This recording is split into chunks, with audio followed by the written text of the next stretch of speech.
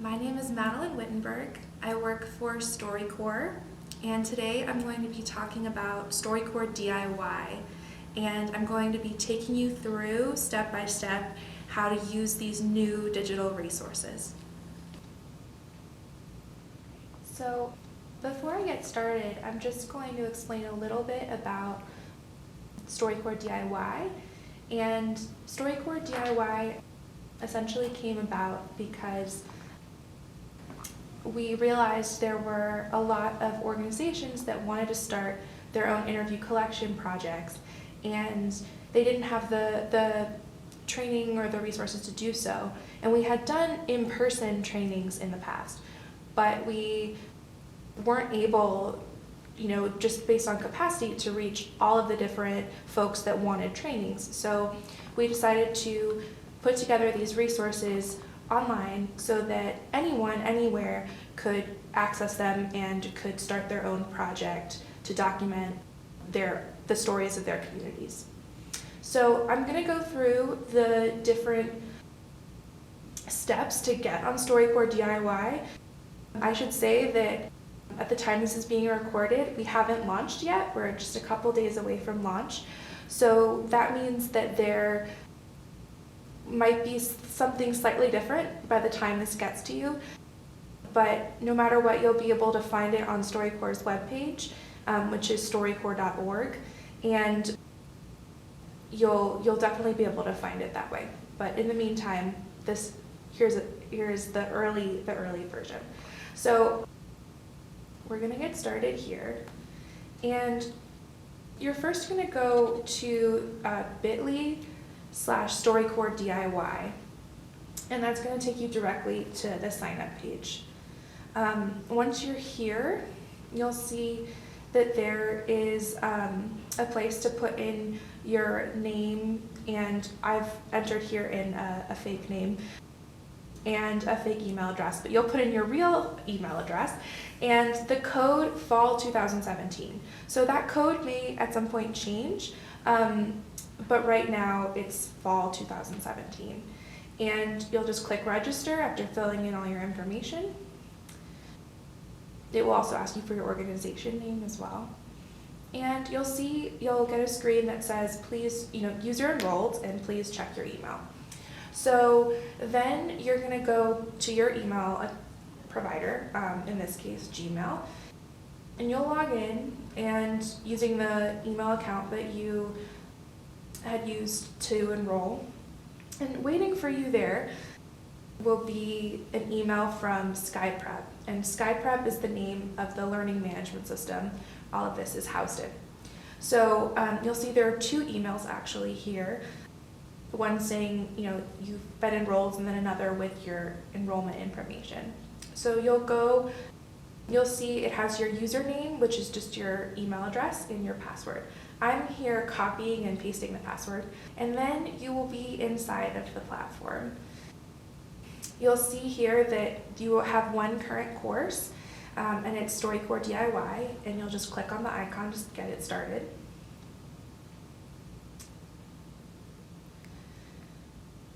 And once you're inside, you'll see a table of contents for the course, for the digital resources.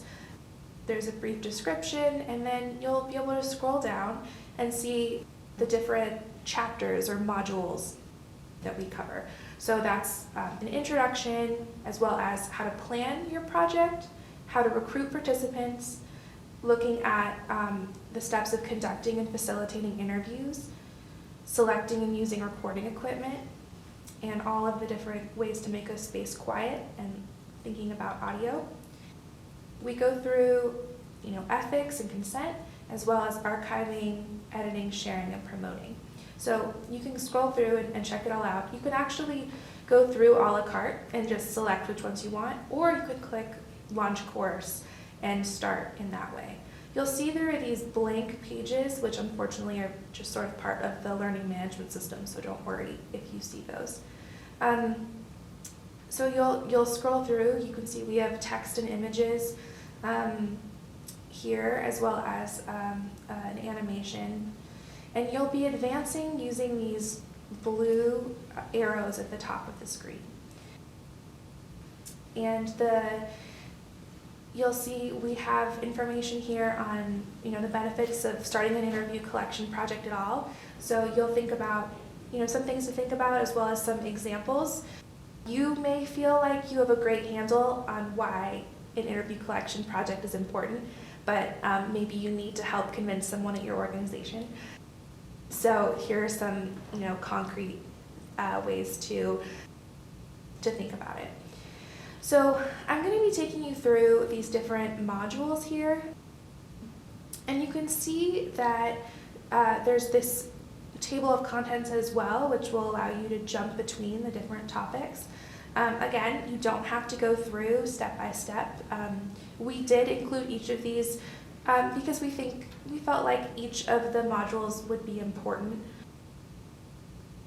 to, and they would all build off each other, but feel free to go to whichever one suits you. Here we're at the planning your interview collection project, and you'll see we have information on getting started. As we scroll through, you can see that we will take you through the different kinds of questions you'll need to think about when you're starting an interview collection project. So it's important to think about the goals, your project theme, as well as the timeline and the audience and your various partnerships. And we have at the bottom here some worksheets to help you think through. When you scroll all the way at the bottom, you'll see we have some worksheets for you, and you can download them. The first one it really echoes the earlier sort of points to think about, and you can see we have a copy available as a Word document, so you can go ahead, download it, and then enter in your information, and then print it, save it, distribute it, whatever you'd like to do. And it was really important to us to make worksheets available that you could use. So you'll see that we have a variety of different Word document worksheets in here. And you'll see these are, the questions that we're thinking about, again, are the different goals. How do you want this project to benefit your organization? Maybe this project will help your organization connect with, local community members, other community organizations, and those sorts of questions. So that's one option there.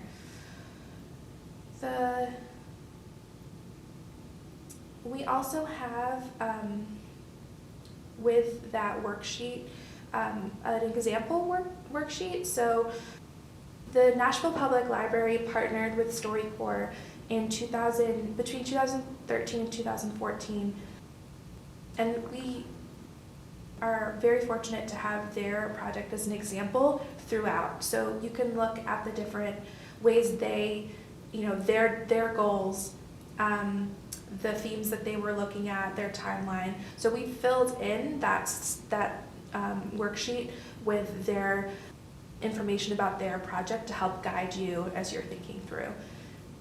And that was actually feedback we received from librarians that were early testers, is that they wanted examples to help guide them.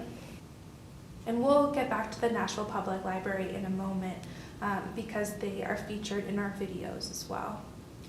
So we go in depth about different partnerships to consider. We're always advocating for partnerships with local schools and thinking about the ways that students can be involved.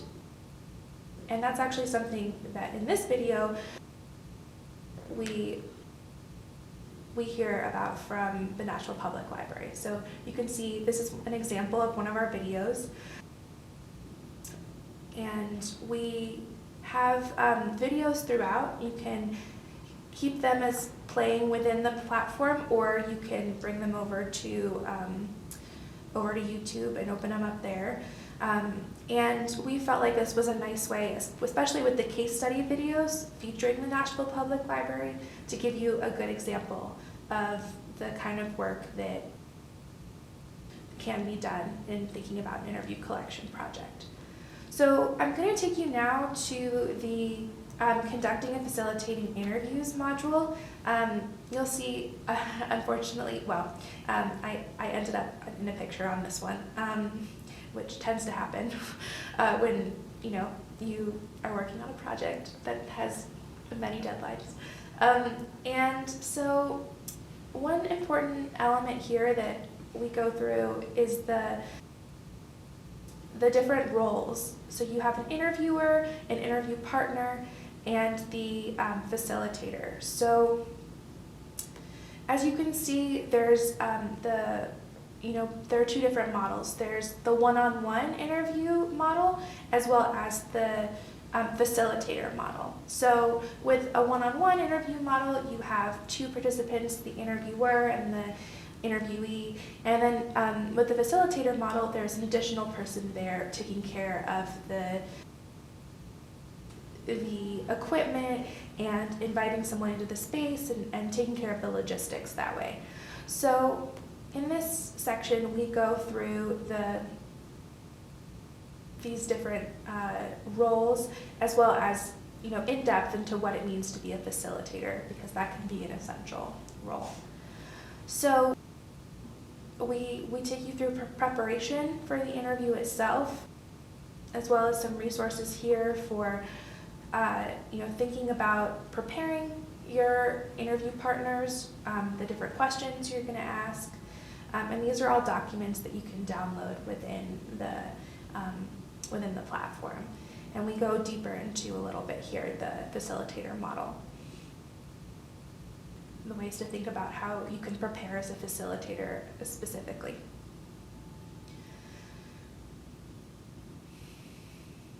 And another type of video that's featured here is some sort of do-it-yourself videos. This is a example video of how you can set up the interview and some best practices. You'll hear from a StoryCorp facilitator in this one, and you can see that's our StoryCorp facilitator, Naomi, who talks about best practices for conducting an interview, and she shows going through the process from start to finish. So greeting and getting to know the space and setting up the equipment. So we also include here a guide you can download, so you can take it with you to the interview, as well as a checklist that you can also bring with you.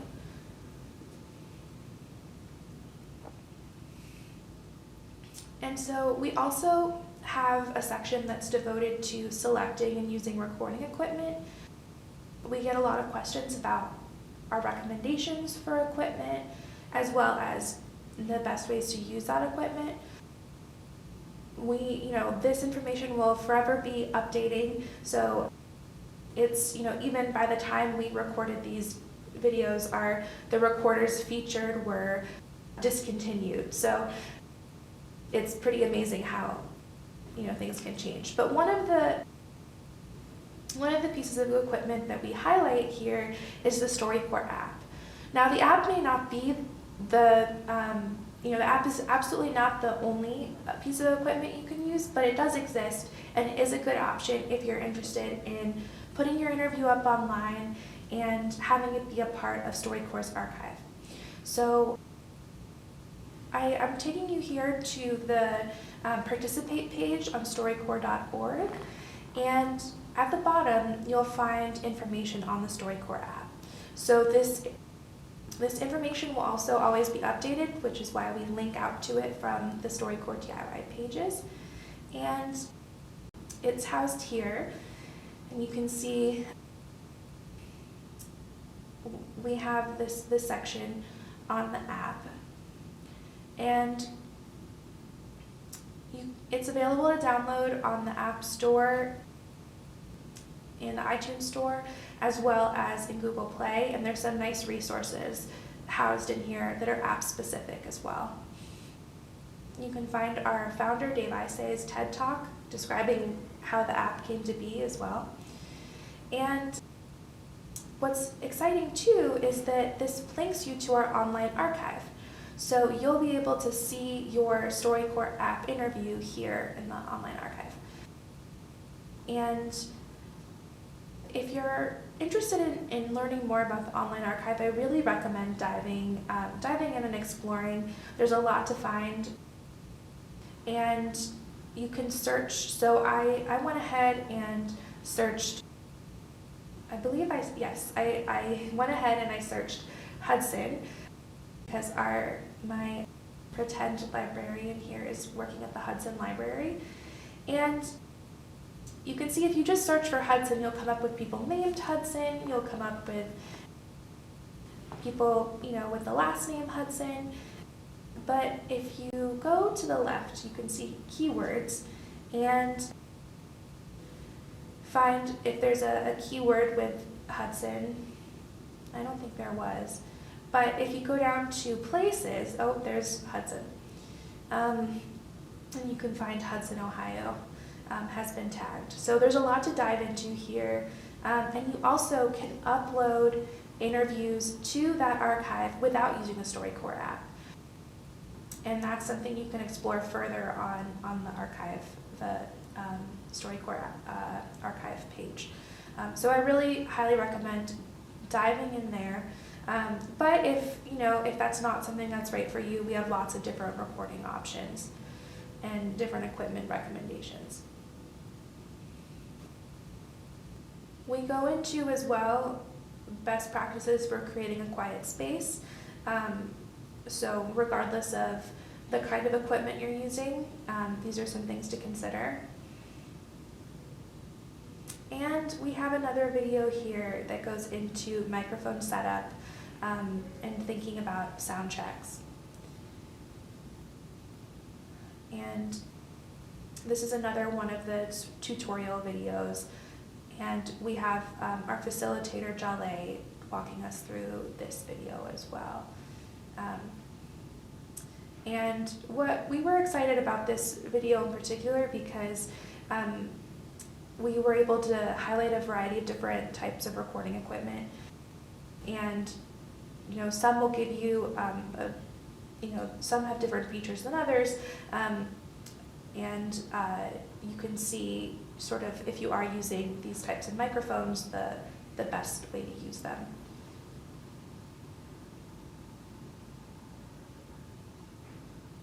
And we also go into the process of checking levels. That was another big question and often comes up in our various trainings. So we created this animation to, it's a short animation, it's only a minute long, but it goes through the different ways that you can think about checking your levels. It explains the process. And I know for myself even it was helpful making this video to solidify my own experience in thinking about audio and checking levels. So we go through the adequate range. And we also have here different audio examples. So you can see we've included some bad audio examples. So if you hear something going on and you're trying to identify what it is, we've included that here, as well as a piece of good audio to compare it to. And the next section that I'm going to talk about is, while we do have these recording interviews ethically and with consent and archiving, I'm going to take us to editing, sharing, and promoting interview programs. I think what's exciting about this module in particular is that we have both a video highlighting our production department, where you can hear directly from a production assistant on our approach to editing interviews and their thoughts on what makes a story that works well for radio. And we had the opportunity to share a piece of unedited audio along with the final piece. And so you can listen to the ways, the choices that StoryCorps' production team has made and really see their methodology in practice. And those are interesting to listen to along with those audio examples from before. We go a little bit into fact checking here, which is important to think about when you are, sharing someone's audio.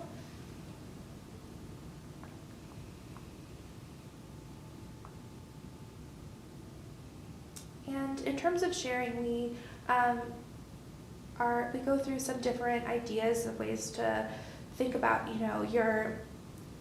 you can share your project and different clips, thinking about the possibilities in terms of exhibitions and performances and listening events. And we also have included some StoryCorps animations as a way to, those can be useful in terms of getting people familiar with StoryCorps. And then here we have another video from the Nashville Public Library talking about how they ended up editing, sharing, and promoting their project.